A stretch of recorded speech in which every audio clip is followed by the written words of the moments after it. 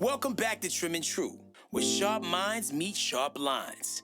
Today, we're talking confidence, consistency, and that clean fade energy that keeps you focused. In the chair, we've got Blessed Bodies Fitness, a man who's all about mind and muscle. And on the clippers, ATL's own Damon Hayes, known for precision cuts that boost confidence and set trends. Let's get into the power of the fade and how a great cut can shape more than just your look.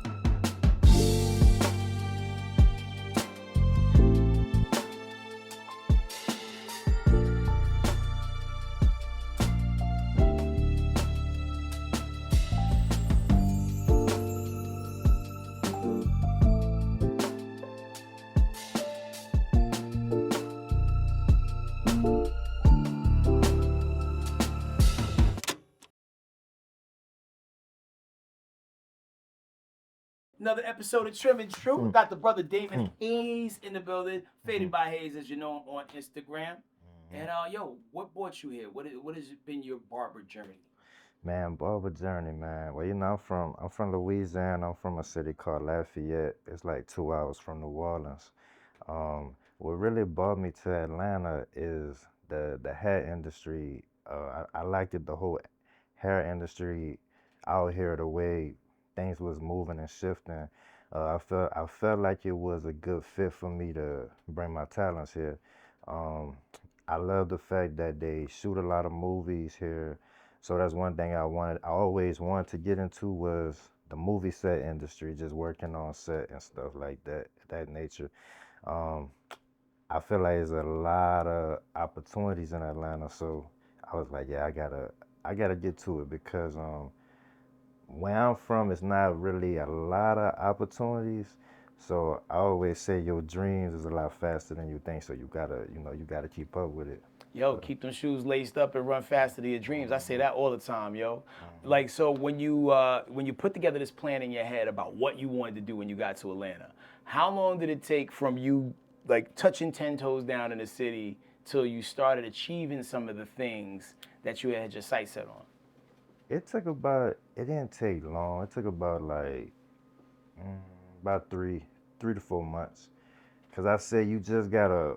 I knew when I got to Atlanta, I had to put myself in the right shop because everybody know me where I'm from, but nobody knew me in Atlanta. You hit So reset. yeah, I had to hit the reset button. So I feel like putting myself in a shop that would have gave me a lot of exposure would have been the best move. Got you. So Well played. It's checkers, not chess. Well, chess, not yeah, checkers, rather. hmm And well played, man. You right here in the middle of the city, in the yeah. midst of everybody, easy access, and you've kind of built a name. Well, not kind of. You built a name for yourself. What makes the Faded by Hayes cut stand out from everybody else? Well, the thing is with that, so I always say it's a lot of barbers that cut hair in Atlanta. It's a ton of them. So you got to find ways to separate yourself from other barbers. Give them something they're not going to experience from any other barber in Atlanta. So even something so small with complimentary snacks, bottles of water, just small things like that will separate you from other barbers because every barber is not offering you chips or bottles of water, and you'll be amazed how so many clients is excited about that. Oh, I ain't never got that from my barber before. You know what I'm saying? So just things like that. Yo, I mean that's that real Southern hospitality, and I know Atlanta is the South, but like Louisiana is different. Like when you talk about a culture where everybody go eat at everybody's house and everybody kind of know each other, how hmm much of your upbringing in Lafayette you feel like spills into your personality and the way you move when you out here? Just hospitality, just because like you said, our hospitality is big. We big on it out there. So for me, I feel like I had to take my customer service just up a notch out here when I got to Atlanta. So just greeting people when they walk through the door, asking them about their day, just different stuff. Cause I feel like you could be the best barber, you could put out the best face, but if your customer service is lacking, then that's just bad. You know what I'm saying? I realize you gotta put customer service before anything you do. then everything else just follows after, you know. So customer service first. Now that makes sense, yo. So when you come in every day, right? Every person that comes through that door brings a different energy with them, Yeah, different need. You know, some people got, personal problems and you know them all because, yeah, you also are involuntarily a psychiatrist for a lot of people because that's exactly. just it's the nature of the business, right? It's like being a Yep. bartender. Mhm, Also, everybody's cut's different. Some people are easy cuts. Some mhm. people you got to work just to make it look like the lawn ain't damaged. You know what I Yeah, mean? So yep. like, how do you mentally pregame to prepare for for the day and to Mhm. deal with everybody that comes through that door? Well, the thing is with that, a lot of men, they come to the shop and they look at it as their getaway. So I realize whatever I'm going through, I gotta put that to the side, you know what I'm saying? And pick their brain, see what they got going on, and just, cause like I said, they look at the shop as a getaway, and even if they at work, they could be coming in talking about, oh man, I'm just going through it at work today, you know what I'm saying? But just a simple conversation, talk to them, and get them going, and they'll make they day just that 10 times better, you know what I'm saying? So yeah. I mean, it makes sense. You're a lot of people's escapism, through Hmm. what you do. What do you do to, wind your clock back and have your woosah and zen period? Or is the art of what you do is that your happy place? Yeah, yeah. I just like the art of transforming people, just taking them from 0 to 100. Like it be the ones that they'll be like, man, I didn't been here, I didn't been there, but I can't. I got that look in my head that hopefully you could execute it. You know what I'm saying? I remember when you used to could have pick a haircut off the poster in the shop when they Mm-hmm. had the numbers or give me a number 10. But now it's like people googling cuts now. They'll be like, or Instagram. They'll show you a cut they seen on Instagram, and sometimes you gotta explain to them, your head shape. Maybe we'll give you this one. I think this one a little better because they'll show you they'll show you a hair, a type of hair that they don't even have, and they go expect it to look curly, and they don't even have curly hair. You know what I'm saying? So, you know, I think watching women give people false hope. yeah, Because women could do it all. You know what I'm saying? Like, like guys are just starting to get into the unit era, you know what I mean? Where hmm. cats, come through with the Oh with yeah, with the Onyx, right? Then they'll leave with the Eric Benet. You know what I yeah, mean? yeah, Like how do you view that sort of thing? You know what I mean? Like as a barber, you feel like it's kind of like juicing in sports, or yeah. do you think it's par for the course? Man, we got some men they gotta they have a hard time accepting the fact that they going bald. I don't know, but I don't know. For me, I already said, man, anytime my line start receding, I start thinning. I'm gonna shave it off. No, I ain't about to go to Turkey, none of that. But it's a confidence thing. It's a confidence thing. Yeah, But and that's the yeah. dopest aspect of I think about like the whole like barber and beauty industry in general. Like you Hmm. walk in, you feel a certain way, you might be slumped over a little bit, but everybody walks out with a smile on their face, unless they got not what they wanted. You know what I mean? Hmm. But usually when when you come to a barber, you usually 9 times out of 10 leave happy, Yeah. because you get that up close, mirror shot, when you're done, and you know what you're walking out of here with. Hmm. You know what I mean? Does that make you feel proud? Like when they leave, like Nah, damn, I did that. Nah, definitely. When you've been cutting, it's like, so I've been cutting, it's going on 18 years. So it's like, when a customer is happy with their cut and when they not happy with their cut, just by their reaction in the mirror. Mm. Like, and most clients not even you got some clients that's not going to tell you that they don't like they cut, but when they get home to their wife or whoever, they be, man, I don't like how you. So I'm at the point of my career where I know when somebody not, I'll be like, look, bro, come on, talk to me, bro. What you? I'll peep it out and I'll know what they don't like, and I'll be like, look, bro, I could tell by your reaction you're not happy. What you need me to do? What you don't like, and they'll come out and tell me, and then I'll fix it, and then they'll be satisfied. It's like when you've been cutting so long, you know when a customer's satisfied and when they're not It's satisfied. the master's intuition. I mean, you've been Yeah, doing this for almost 2 decades. You gonna get yeah. that intuition, and that it's a vibe, it's a frequency. But everybody has a journey. Hmm. How many cut casualties have you had along the way? Like everybody has that situation. Well, damn man, that was year one. You know what I'm saying? Like, even Batman fumbled in his first year. You know what I mean? Man, it was really when I first started cutting. I ain't gonna lie to you. When I first started cutting, probably my first shop.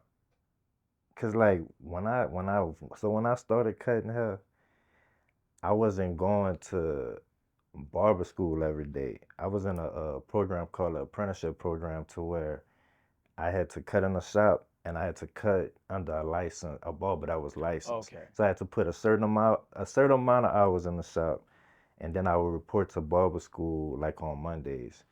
And the shop I was cutting in, they kind of just like threw me in the woods. They was like, "All right, grab that client, go ahead and do you."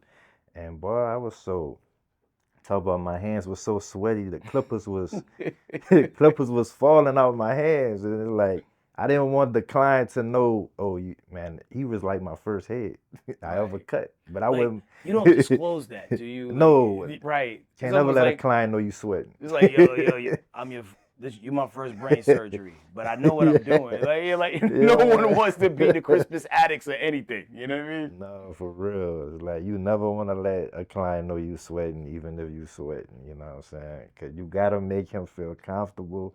You know what you doing. You can't never run from a cut. Do you remember what the cut was that the person wanted? It was I want to say it was a taper fade. It was a taper fade, but boy, that was the longest taper fade. That taper fade felt like it took about 3 hours. And then when you saw, I remember, man, I'll never forget that cut because it was his reaction, and it was the first cut of my barber career. And I saw it in the mirror. He was like, he just looked at it, and he shook his head. I was like, everything good? He was like, yeah, but it's like deep inside, like, Yeah. nah, he ain't feeling this cut. Did you ever see him again? Nah, I ain't never saw him again.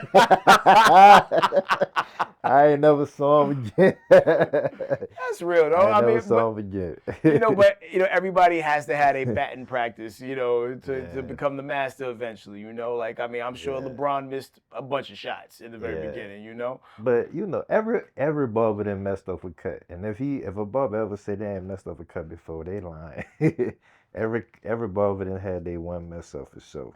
Yo, but what's the point in your career where you realize, you know what? I got it. Hmm, probably when I finished barber school. When I finished barber school, and I started seeing potentially the money I could make. And for me, I was working a 9 to 5 when I got into barber school, and I just didn't like working a 9 to 5. I didn't like getting told what to do. I didn't like getting written up. It's just not for me. I didn't like it. So I was like, I gotta make this barber thing work because always wanted to be in business for myself, but I didn't want to go to college like for 4 years, get a degree and all that. So I was like, all right, I'm gonna just become a barber. So when I seen the money I could potentially make, I said, man, I'm gonna really put my foot on the gas. And then I was like, man, I'm moving to Atlanta. Like cause I wanted to cut hair full time. In Louisiana, I was cutting hair, but I wouldn't. I still had to work another job.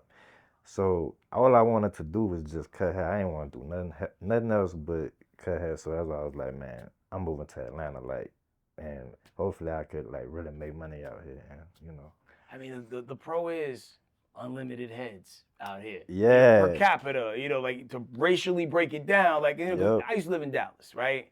And you had to drive a little bit to find the black barbershops. And Yeah. because there were so few, like, well, that's my afternoon. You know, you waiting in line for a long time, but in Atlanta, like there's so many of us here, and it's just like, you know, you have Yeah. unlimited They opportunities to not wasn't only doing find. appointments in Dallas? Hmm? They wasn't doing appointments in Dallas? They Oh, might have been, but this is like, you know, I'm in my like late teens, early, oh, you okay, know, okay. early 20s. Like, you know, like Yeah. there wasn't no apps, the smartphones wasn't dropped Yeah. yet. We talking like late 90s, early Okay. 2000s, you know? So Hmm. like, you know, you just show up and hope for the best, you know what I mean? Yeah. Or if you had somebody's phone number, yo, Mike, you got me today, you know, that kind of thing. Man, shout out to Barber Mike. Yeah. But yeah, you know, it's different. So like I'm glad that you found your rhythm here. Um, what does confidence mean to you as a barber? Confidence as a barber, just knowing every client that's sitting in your chair, you know you about to kill that cut and they about to leave satisfied. Um, Confidence is making sure every client get a quality cut in a timely manner. So you could still one thing about me, I've like in my earlier cutting days, I used to take long on the head. I used to take like it normally would take me sometimes an hour and a half, sometimes an hour to put out a good quality cut, and I had to work on that as a barber. So I had to pick up on my speed and still put out a quality cut, which you could still put out a quality cut in a timely manner in 30 minutes. So I picked that up from taking an hour and a half to an hour, you know what I'm saying, to now I could if I want to put out a good quality cut in 30 minutes, I could do that now. But it took time, you know what I'm Got you. saying? It took time because I always wasn't like that. But just just being confident, like putting it out in a timely manner, cause like clients will appreciate that. If you could still put out a quality cut in 30 minutes and it still look good, cause you got some clients that be on a time schedule. Hmm. You got some clients that want you to take an hour in the head, but is a bare minimum. More everybody like quick, quick and steady, and they if it's still quality, they'll really appreciate that because every barber, you'll have some barbers that are rush and it don't look good. You know what I'm saying? But if you can still make it look good, then that'll really separate you from the other barbers as well. Doing your thing, yeah. So Now, what's your favorite tool to use? my favorite tool, I'm a wall man, bro. I like wall clippers. I like Andes as well, but Andes, I only like the masters with them for real. Um, Babyliss, I like the trimmers. When it come to trimmers, I feel like Babyliss got some of the hottest trimmers out. But pretty much, if I was to choose, it would be Wall though. Wall just I feel like they the OGs. Um, they always put out a good product. Um, they mostly all their products last a real long time. So I never did really have problems with walls. Yeah, I feel like they got some of the best tools out there. So love wall. Hmm. Hell yeah. So, how do you find yourself balancing creativity and consistency when you're doing cuts for clients? Because you know, like you want to do what you do. You know, like just Yeah. putting your signature on it, but it requires so much time to do it at such a high level. How do you balance like what your ideas are and the brevity of time? Okay, so it's like when a client first sit in my chair and I'm greeting them and talking to them, and at the same time in my head I'm thinking about okay, how I'm gonna kill this cut, how can I make his cut stand out? I'm thinking about all that, and also I'm also asking I feel like this is something important you should ask a client, and like I said, that'll separate you from the other barbers as well. I'll ask them what is something that you prefer your barber don't do? Like, what is something that you don't like from a barber? Like, what is like one of your pet peeves that you don't like from a barber? What is something you don't like that your last barber used to do? So I'll ask questions like that just so I make sure I don't make them same mistakes, and that'll eventually keep them as a long term client because they'll look at it as he actually care about like how he move with me and his professionalism and all that. So See, yeah. the real ones know that you can also flip that same thing he just said into the dating space. When you're on a first date with somebody, what did your last person do that you didn't like? You know what I'm saying? Just put you in a position to where, like, you can succeed and go far in that dynamic. Yo, so how do you handle a tough day mentally that you might be having and still show up for your clients? Because, like, you're in a business where, like, a lot of times you can't be like, I don't feel like it. You still got to thug it through. So how you do it? You still gotta show up. You're right, man. I normally take me a couple woosahs in the car, you know, sit back, take me a couple deep breaths, talk to myself, and just try to stay locked in as much as possible. Cause it's like that with, I feel like whatever profession you in, no matter what you going through, you gotta put it to the side. You can't let nobody see that you're affected about. You can't let nobody see that you're affected by anything that you're going through. You gotta stay strong. And mental health is real important. And I tell anybody like you really don't know what mental health is until you actually experience it. Yeah. Because you don't really look at it as an important thing if you never went through it. So because it was like that for me. I used to like not really look at mental health as an important and mental health as an important thing until I actually went through it. So I feel like it is important to ask every single client, how your day going, cause you never know what they gonna say. So, and if you feel like they are going through something, talk to them about it. Don't just brush it to the side. So yeah, definitely shed light on mental health. Mental health important. Like I said, I just try to lock in, take my deep breaths, talk to myself. And you might think talking to yourself is crazy, but talking to yourself actually helps a lot. You know what I'm saying? Yeah, like sometimes it's just like they say, like when you write a word down, you're spelling it. Words are spells. You say things out loud to get the narrative going, create the energy and the frequency that you want to create. So sometimes you do gotta have those out loud conversations. You know what I mean? Even though like there's not a person there to say it back to you. Rewind it real quick back to the mental health space you talk about, because yeah, everything sounds bugged out to a person until you're actually going through it yourself. I mean, myself included, because I used to hear people talk about, I need a mental health day. Like, what are you talking about? But the older you get, the more pressure, we get put under and have to act like we're okay. It just comes to the point to where you eventually break. What was the breaking point for you to where it's like, okay, now I get it? Man, so what happened with me is I lost my dad passed away like 3 years ago. My condolences. Yeah, appreciate you.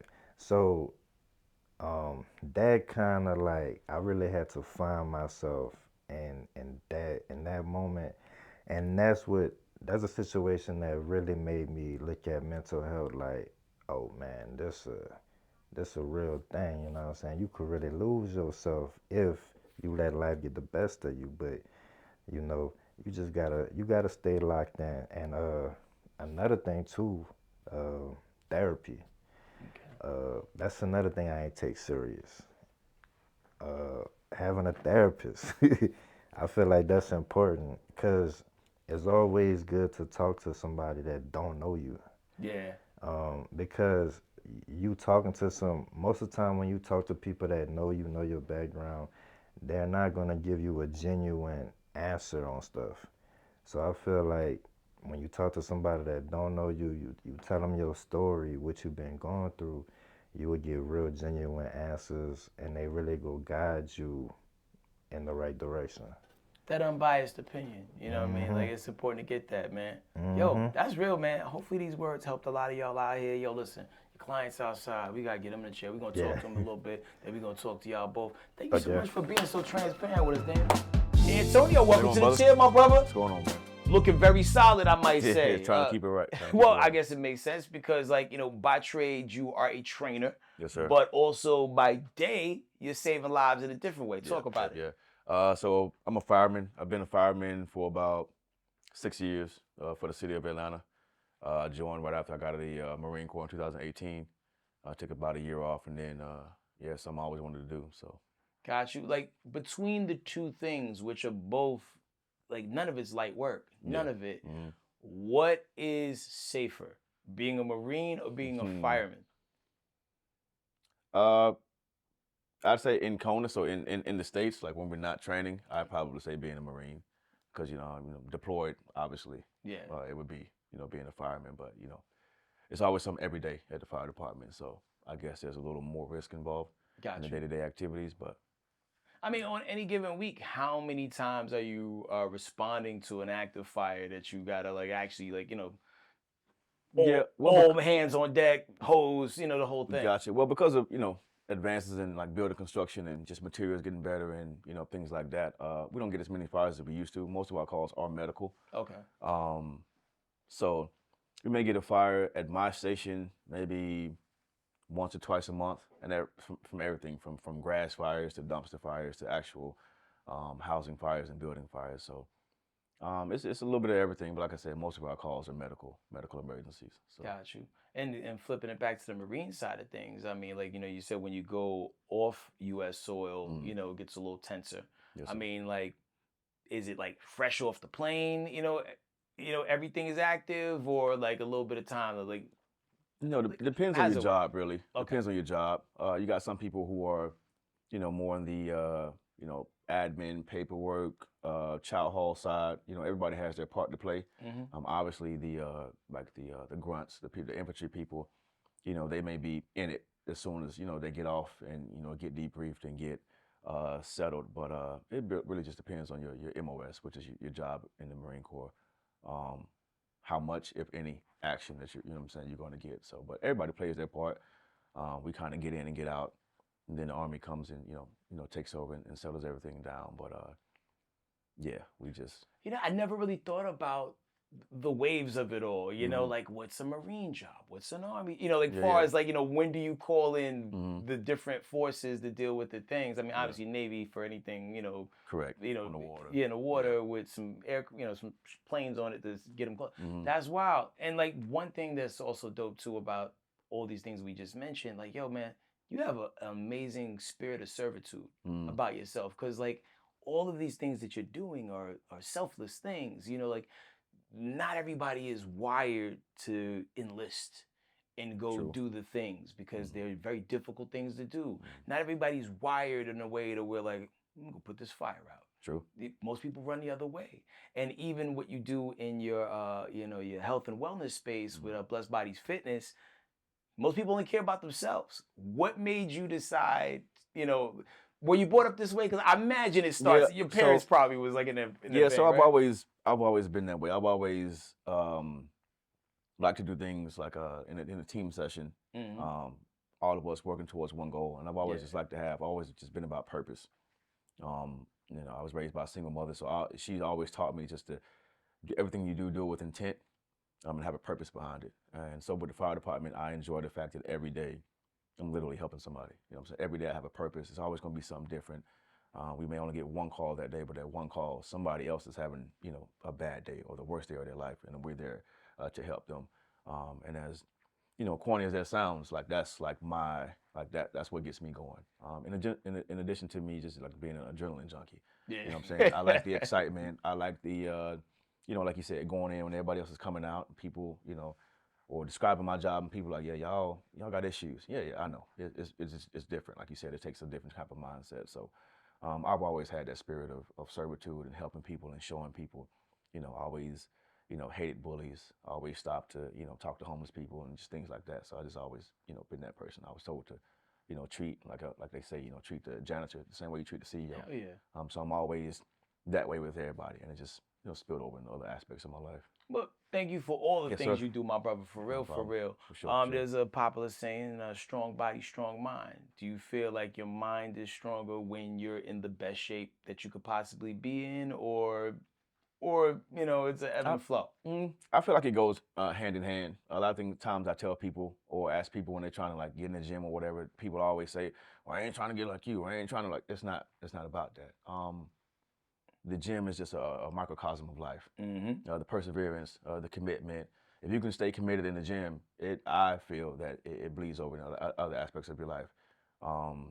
That discipline, that structure, and I believe in a life of moderation. So, you know, it may stop you from doing things outside of the gym because you're like, yeah, I can't. I've been going hard for like 8 weeks. I don't really need this drink right now. Yeah. You know what I'm saying? I don't really need that burger. I don't really. So it's gonna stop you from doing, you know, certain things.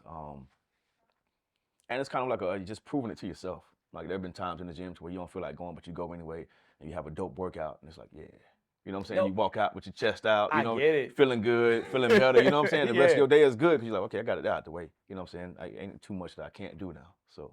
You know, yesterday I was having a day, and around like 10 o'clock at night, I went to the gym in my subdivision, and I felt so much better after the fact. You know, everybody feeds their dopamine differently, you know, or like, you know, whatever like makes them feel great, and it's always good when you find something that's productive as opposed to counterproductive. For sure. Because a lot of people find it at the bottom of a bottom, at the end of a joint, For sure. you know, whatever you do, you know, and you know, all things in moderation, right? Because I mean, you can work out too much. Exactly. You know? This is true. This is true. But like I said, if you're gonna have a habit, might as well have a good one. You know what I'm saying? So that's all it is. Ain't nothing wrong with that. Yeah. How do you feel that, you know, personal appearance and its correlation to mental health go together? You know, like I say, like, tell people like you know what I'm saying, like Deion Sanders used to say, you know what I'm saying, you look good, you play good. mm-hmm. You know what I'm saying? I believe that spills over into other aspects of your life. You know what I'm saying? If you look good, you know, as you know, cliche as it may seem, you know, people treat you better, people talk to you better, look at you better, you get more, you know what I'm saying? You get, you know, you fill out suits better. You know what I'm saying? You walk different, you talk different. So yeah, I mean, I believe it goes hand in hand, always has, always will. And it just sees, when you see a person who takes care of themselves, and that's not to say that, you know, someone who doesn't go to the gym isn't healthy. I know some very fit, unhealthy people. Yeah. But more, you know what I'm saying, more or less, you can tell that person takes it seriously. You can't come at them a certain way. They, you know what I'm saying, got things together, they have discipline, they're strong mentally and physically. So, you know, it goes, you know what I'm saying, and it's just dealing with the stresses of everyday life. For me, that's why I started dealing with, you know, stress and dealing with anger management and dealing with, you know, PTSD and things like that.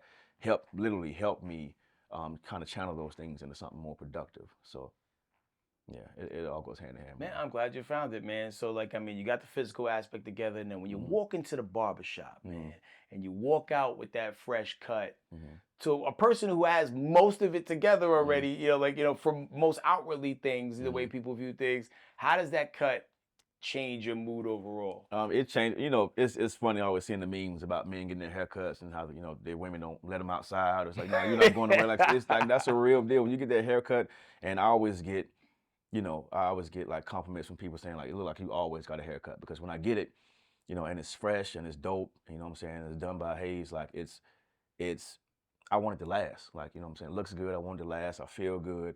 And you know, I've been coming to him for some time now. Now we always joke, I don't follow him to, I think we're at seven locations now. Okay. Everywhere he's gone, you know what I'm saying, I'll follow him just because, you know, like they say, you don't want to cheat on your barber. You know what I'm saying? You feel some type of way. It's been a couple of times where I've had to do something, you know what I'm saying, on a Sunday, or I had a shoot, you know what I'm saying, and I needed a haircut, and he wasn't available, and I had to come back and tell him, like, hey, man, yeah, I got to line up Sunday, man. You know, you don't work Sunday, I had to, got to line up. So that just changes the whole game. You know what I'm saying? As men, we shouldn't do makeup and, you know, things like that. So, you know, getting that haircut for us, or getting that lineup, or getting that, you know what I'm saying, that fresh shave, you know, kind of takes us to a whole nother level.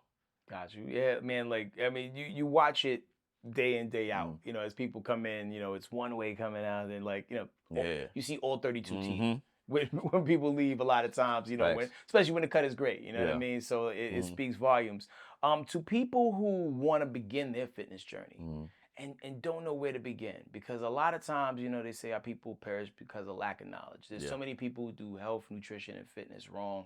I was one of those people. I was working out so I could eat bad. And I didn't realize that, oh yeah, don't eat bad too. Or like, or the 80-20 rule, apply that. What would you tell people, like 3 tips, if you could, to like if you're beginning your fitness journey, these are things that you need to know so you can be consistent and get a good roadmap going? I'd say start small. You know, don't go in the gym trying to PR every day or, you know, trying to ego lift. Now, you're using high shelf terms to some people. Gotcha. So what does PR mean to everybody who don't know? Don't come in and try to lift the most that you've ever lifted every day. Okay. A lot of people come in and jump right into the major lifts and try to, you know, put, you know, 3 plates on a bench press or, you know, 3 plates on a squat, and just to see if I can. No, you need to start small. You know what I'm saying? Start with some dumbbells, some bodyweight exercises. Get your body used to the stresses you're going to put it under. 2 would probably be, like I said, don't ego lift. Leave your pride at home. Everybody, literally everybody in the gym is in there trying to get better. Even people that you look at and you say, damn, you know, she's perfect or he's perfect. He or she is still in there trying to improve. So everybody's in there trying to get better. Most gyms, gym culture is such that if you ask most people for help, they'll give you a tip. You know, nobody's in there. You got your onesies and twosies that may be in there, you know, for the wrong reasons or staring and boom, boom. But most of us are in there just focused, worrying about our workout, trying to get it in. So leave your ego at home, start small, and just be patient. Be patient. You know what I'm saying? The gym is not a quick fix. It's not a, you know, in 60 days, you know, you're gonna look like this or look like that. You're gonna get some, you know, some changes, some big changes in those first 2 or 3 weeks. Your body's just getting used to it, but then it may plateau. Right. So just be patient. You know, eventually you'll get to where you want to go. A lot of times I feel like people give up right before they're about to, you know what I'm saying, hit those 3 weeks of, oh, okay, I look amazing. You know what I'm saying? But because they're hurt or because they're still sore or because they're, you know, whatever the case may be, they're not seeing the results fast enough, then they're like, yeah, I don't want to do this no more. When your body was probably just about to start looking like how you wanted to look. So yeah, stay on top of it, yo. Got to. Yo, when you work out, do you listen to music or are you one of the people like, I just need silence? I have to. My headphones on, don't talk to me. Okay. I need to zone out. I mean, sometimes there's some gyms that have the music to where it's, you know, your kind of music, because I know people who listen to gospel. I know people who listen to R&B, things like that. So I need to zone out. There's been times I made it to the gym and I realized I didn't have my headphones. I went. Oh, it's the worst. I went home. I've gutted it out because if I'm there, but it's not the same. Yeah. It's definitely not the same. It's definitely not the same. We need a superhero soundtrack. You know what I'm saying? To get you know it what I'm going. saying? We got to. Now, what's the song that comes on for you that when that song hit, yo, me do 5 more just because I got it? For a while, it's been Big Gangster by Kevin Gates.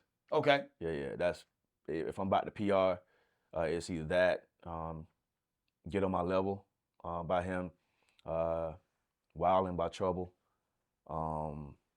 Ready by Trouble. Those are my, like, if I'm going for a PR, if it's like a heavy deadlift day, I got those 4 in repeat, just back and forth. So this is an official Atlanta guy. Like, I just want y'all to know out there. Yeah, outside of Kevin Gates, like, I mean, this is like hardcore Atlanta, sure, man. Rest in for peace sure. to Trouble, man. Edgewood's own, man. Yeah. What message would you like to give the young men about mental fitness and self-image? Health is wealth. We focus a lot of times on the material things, and it's good to get money, strive for better, and, you know, these things to, you know, kind of be an example or a like pillar of your hard work. But if you can't enjoy it the longest you can, you know, I feel like it's pointless. And it's just, like I said, it opens up a whole nother world. Your confidence, what it tells people about you means a lot. And just it's vices come and go in life, but it's better to have a good vice for you to release, like you said, you know, turning to, you know, no disrespect to anybody who smokes, but, you know, from weed to alcohol or whatever the case may be, those are just outlets. Those are just outlets, in my opinion. You know, people searching for something to get away and escape, and, you know, create your own escape, create your own gym, create your own environment, and you know, it's you versus you in there. You have nobody, you know, but yourself in the gym to blame, to applaud, to whatever. So having that and coming out of that and being better, it's like, okay, I can't, you know, whatever I can do, you know what I'm saying, I can do it. You know what I'm saying? My ambition, my goals, my dreams, my possibilities are limitless because I just took myself from this to this just by staying consistent. So it bleeds over into other aspects of your life. Have you always been fitness driven? Well, yeah, you know, I've always played sports and, you know, in high school and growing up and everything. So I've always loved just anything that involved competition. I'm big on competition. I'm big on, all right, let's prove it. I'm big on, I've always been big on that. As far as like just training, I'd probably say I got serious about, because you can go in the gym and just work out and not train. You can go in the gym and just, BS around and bounce from, see people all the time bounce from exercise to exercise, doing one rep of everything. Yeah. But actually knowing what I was doing, about, 8 or 9 years now, I'd say. People are always like, people that I, grew up with always joke like, hey man, you were never that big. Well, nobody, it is in high school, Yeah, you this don't big, start out like, that way. yeah, oh, not skinny little, yeah, it happens. So, but yeah, it's always been a part of my life in one way or another. Well, yo, listen, man, like, thank you for all you do. I appreciate And it. shout out to Blessed Body Fitness. If people want to tap in with that, where do they go? Like, so do you do like on-site personal training? Or? I do in-person personal training. I've been trying to get into more online because people keep asking me like, hey, I'm not in Atlanta, but your content is dope, your style is dope. So I'm trying to get that set up now, as far as getting my own app. But obviously, like, it takes money to make money. Mm-hmm. So trying to get that going, but I do it in-person training. As you mentioned, my IG is blessedbodies.fitness on IG. And yeah, I answer all my own messages. I ain't bougie, I ain't gonna skip by you. If you want to train, I'll hit you up and we can talk about it. But I only, my price is my price, and it is what it is. Hey man, hey, but you can't go negotiate your way at any restaurant. That's it. If you want that bag from Neiman's or whatever, you can't haggle them down. For sure. You can price swap, but it's people illegal. sure try though. You know what I'm saying? It's like you don't wiggle on anything else in your life, so why try to bargain like with your fitness? Or, if you take a cheap way out, you're gonna get cheap results. I agree. You know what I mean? Agree, brother. So cool. Listen, we're gonna bring Yes, Damon sir. in here. We're gonna get it cracking, man. Got Thank you so much Yes, for sir. the convo. Appreciate it, brother. And thank you for your transparency, Yes, sir. brother. For real, man. Yes, There's sir. a lot of people who, want to start their journey. They don't know where to start, and and don't know those other outlets to put that energy into, Yeah. man. And like, there's nothing like the adrenaline rush of tearing down the weakness that lies inside of you and building a better you. Yeah, literally and figuratively. Cool. The dynamic duos in the building, man. Got Damon and Antonio. How did y'all even meet? Damn, that's a good I question. think it may have been through IG. Yeah, I Pretty think, sure it's you know through what? IG. So I got a method. I got a marketing method where I used to do on Instagram. So I used to DM 50 people a day on Instagram. And I think that's how I met Antonio. I DM'd him, offered him a special on the haircut to come check me out. Because that's when I just was moving into Atlanta and I was just trying to build my clientele. I DM'd him and he came in, and then we just locked in from there. Wow. When you saw his DM, you're like, who are you? Or No, I seen I think the little. at the time you was looking for a ball. Yeah, I was. Yeah, because like I said, I Okay. had just got out of the military, and moved back to Atlanta. So I had been to a couple of places, but it wasn't really, I wasn't locked in with nobody. So when he hit me up and he had his IG page was just like popping, I think, and he had a couple of examples on there. I was like, okay, you know what I'm saying? What can it hurt? Right. So I went in, like he said. Since then, been locked in. So it's been 5-6 years now. And I imagine for you, Damon, it has to feel amazing to have a client who believes in what you do so much that they'll follow you from location to location, where that's at. Like, how does that hit your heart? That do make me feel good. That do make you appreciate the client more, just because most people not go. You got your people they'll go off of what's convenient for them. So the fact that you willing to go wherever, that make you appreciate it more. No doubt. Now, a lot of times, like the conversations that I had in his chairs would forge friendships and also builds, levels of mutual respect for each other. Like, Antonio, what's something you learned from Damon? And Damon, what's something you learned from Antonio in y'all time together? I learned from him. I learned the the experience. Like, he's all about the experience. He's all about what's best for the customer. For me, that bleeds over into to my experiences with people. Like when I'm training, personal training, like it's tailored to you. We're not chat GPT and no workout routines. Everything is tailored to you, your progress. I know how much you did last week. This is what we're gonna do this week. these are your goals. It's not a one size fits all type of thing. So he's all about, like I said, he's all about the experience, the customer service of it. You know, I've never, you know, waited, you know, I'm saying too long if it was my turn for a cut, or he always hit me up, and he's always, hey, it's communication. Hey man, give me 5 minutes. Boom, boom, boom. I got you. You know, X, Y, Z. So I think that's the dope part about it. Just the experience that you can't get everywhere. All right. What about you, D? Timing. I feel he good with his timing. Like long like he been coming to me. Like I could probably count on one hand how many times he been late to appointments. So that make me want to be punctual with my timing. Like he was telling you, like your mom running a little behind, I make sure I text him because it's rare that he late for me, you know. So yeah, timing. You know, that timing thing, you know, is such a great habit to have. You know what I mean? Like, was that always in you, or did the military, you know, tighten those screws? It was in my mother, so it was in me from a young age. I always hated to be late. I always felt like I was gonna miss something. So, you know, the military was just kind of tightening it up like real bad. Like even in my personal life, like training, like time is money. You know what I'm saying? At least give me a heads up. Don't just walk in here 30 minutes late. Like, all right, let's start. Hold on now. You got something. Let's get this out of the way. You know, we got stuff to do. So in my personal life, with my friends and stuff, they know I'm the one that's like, I'm gonna be on time. That's what's up. It just says a lot about you to me. No, indeed. You know, and you know, thinking back about the history of time and haircuts that have existed, what was your favorite haircut growing up? Like, what was the style that you wanted, man, when you would go through the magazines or see the, you know, the 1 through 14 on the barbershop wall? What was your joint, D?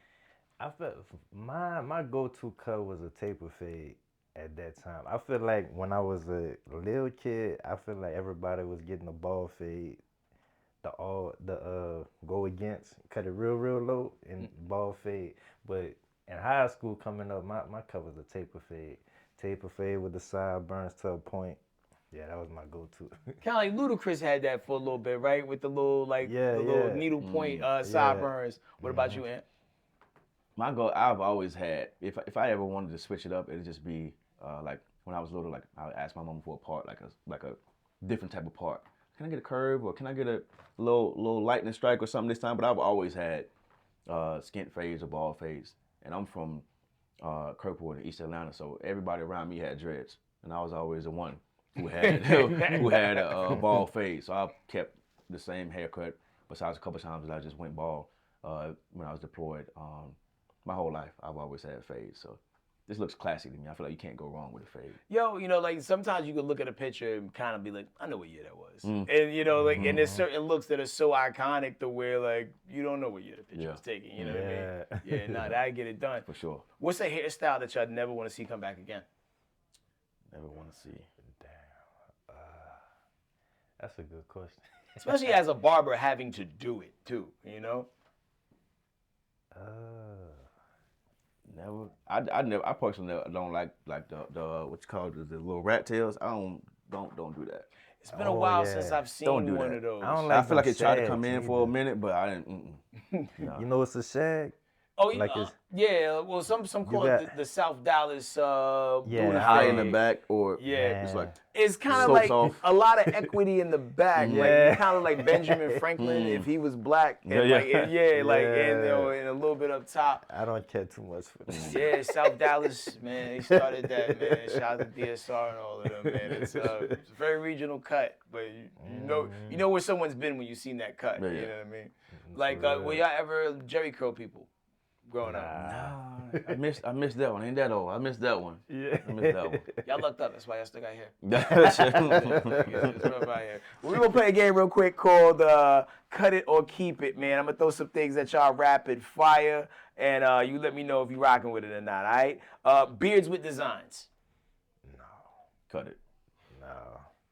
Has anyone ever successfully pulled that off? I don't know. I ain't got one, so I can't say much, but it's just the visual of it in my head is like Out why? of all my years of cutting, nobody asked me to do a design in their beard, but I wouldn't be with it. I mean, of course I would do it because that's what the client want, but... Just don't tag me, bro. Yeah, don't tag. Don't tag me. Yeah, don't tag me. Good. Has somebody ever wanted you to do something for them and you lied, but like, y'all don't got them guards? Nah. That's funny. The clip is broke. I can't do it. They overheated. I gotta let them cool off. That's funny.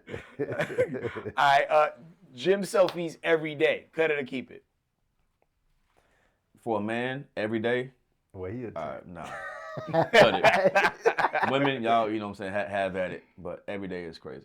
Now, it's one thing if you took every picture you took for that year and made like a trying to, slideshow, okay, yeah. to where like it's like a time lapse for like, yo, Gotcha. this Yeah, dude turned into the Hulk in a year. I can see that. But So for men, though, I was gonna say the same thing, but I wanted Antonio to answer first because he's a trainer. So no, I'm with you for sure. You don't need to be in the lighting trying to, get your poses and lighting right. Yeah.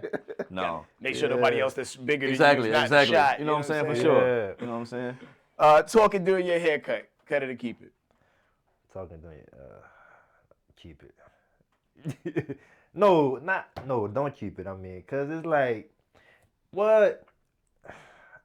It's cool to do it for a little while, but I know for me, at probably mid getting into the haircut, I'll be wanting to lock in. So in the beginning stages, yeah, it's cool because you got to get to know your person. You gotta see what he got going on that day, and then once I get mid in, all right, let me lock in. Yeah, because it does make it take longer. If like, because got. there's been times where like I had to prove to my wife where I was because like, why did it take so long? We kept talking. Yeah, and sometimes that conversation be so good, you just lock in with your client. The cut take a little longer, but so you gotta keep the conversation. And without conversation, it's gonna take away that barbershop feel. True. So. Even though I agree to keep it to some extent, because even on the opposite end, you got barbers, and I haven't dealt with this, but in the past before him, just answering the phone and like, bro, you gonna cut my hair or what's going on? You having a whole conversation, you ain't say, hey man, give me a minute or something, because I know things happen, but it's like, bro, come on now. I've been you on the clock too. In 45 minutes, all you did was put the cape on me. Like, come on, what are we doing? Now I will say with suites versus barbershops, like in a suite you could lock in more with your client versus when you in the shop, you talking to the other barbers and you're not really acknowledging your client, and then some clients might not think nothing of it, but then you have some like, well, damn, he don't never talk to me, you know what I'm saying? Yeah. So I say like just being in a suite, you can lock in with your client more. That makes a lot of sense. Mental health days off for work. Cut it or keep it. No, keep it. Because like I said, like I was saying before, mental health is important, and you gotta shed light on that. Can't ignore that. Yeah, I agree. You got to keep it. I mean, when we know better, we do better, and we've become definitely more aware as a society about mental health and its effects. Usually, it was just, hey, suck it up. Yeah. Hey, what's wrong with you? I had a bad day too. You know what I'm saying? So keep it. You got to be better for yourself, because if he was having a bad day at home and he brought it in here, like, I'm big on energy and I'm gonna feel it. Like, bro, are you good? Like, don't be going extra hard on me because you got some stuff going on at home. That kind of hurt, man. Like, you know what I'm saying? So it transfers. No, that's real, because I feel like we as men, we have to just eat so much and just take it, like, take the hits, keep rolling. Yeah. And I think, within the last 10 years, we've just now started to get into a space to where we could be like, yo, I'm not okay. The world is a bit much right now. And and there's a fine line between overusing it as an excuse or just being transparent, just letting people know so they can meet you where you at, man. True. But I'm glad that we're able to have these conversations, Cutting your own hair. Cut it or keep it? Keep it. Cut it. For him, keep it. Cut it for me. Been there, done that, tried it, but never again. You know what I'm saying? I don't trust myself. At all. At all. That's why like I said, when I went bald, when I was deployed, I tried to cut it, line it up. I said, yeah, no, this ain't working. Let me just go ahead and reset. Shave it. Yeah, it is what it is. This is terrible. I'd rather walk around with a bald head than walk around with this lineup. So, I mean, being a master of your craft as you are, D, like, is it easy for you to cut your hair? Yeah, it's I really do enjoy sitting in the chair and getting a haircut, because it's not all the time I feel like cutting my hair, especially when I didn't cut so many heads. But I would find myself having to fix my cut every time I leave with chest. So that's what made me be like, all right, let me just cut my own hair. Because I know exactly how I want it. And now that I've been doing it so long, it really don't take me long to do it. So I done got so used to doing it myself. I prefer to do it myself now. So Job well done. yeah. Well, in closing, what is the craziest thing you ever seen happen in a barbershop? I've seen probably just a fight. I've seen a couple fights. Where did the fight start over? I think the most recent time it was just over some sports argument from people that weren't even getting their haircut. Was just sitting down. Yeah, some people take it a little too seriously, as if they're playing. What teams were involved in this? Like, I'm gonna guess and say it was Dallas and Philly. No, it was the Falcons, and the other guy wasn't a Falcons fan, and when you're in certain parts of the city, they take it very seriously. You know what I'm saying? And I think the Falcons were losing, and Buddy was just on them like, yeah, but y'all don't know why y'all always get y'all hopes up and blah blah blah. And he had enough, and you know what I'm saying? A couple of drinks or two later, it was some furniture moving. So I never understood the people who get that emotionally invested. Yeah. Yo, you don't play for the team. You're buying your tickets. Yeah. The jerseys were not free. You don't even get hot dog discounts, Yeah. fam. Like, why are we so invested? What about you? Man, the craziest thing I done seen, it didn't happen to me, but I was in the shop and a client, he ran off on the cut. He ran off. He was like, he acted like he was messing with his phone, like I guess trying to Apple Pay it or whatever, and he kept like walking towards the door. He's like, yeah, bro, I'm about to go ahead and, Apple Pay that to you, and he ended up taking off. He literally ran off on the plug. Like, was that in Atlanta? Nah, it wasn't in Atlanta. It was in Louisiana.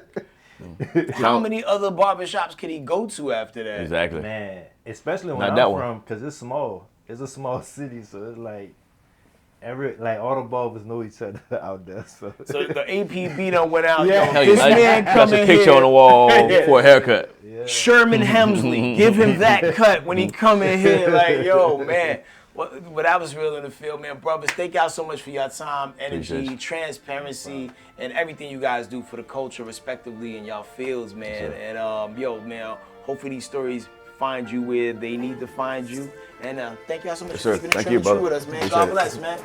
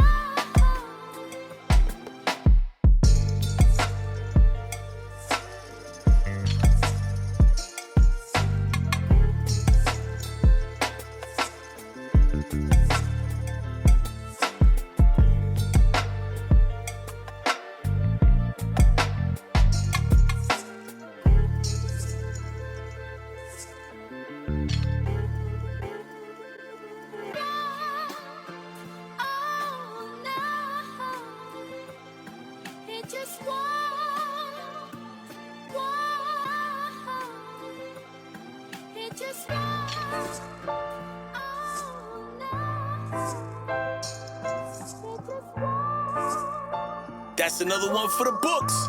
Big shout out to Damon Hayes, keeping the lines clean and that energy sharp. And Blessed Bodies Fitness, proving that when the mind and body align, confidence follows. Remember, a good cut can shift your mood, but consistency builds your confidence. Catch more real conversations and sharp fades next week, right here on Trim and True, Barbershop Chronicles.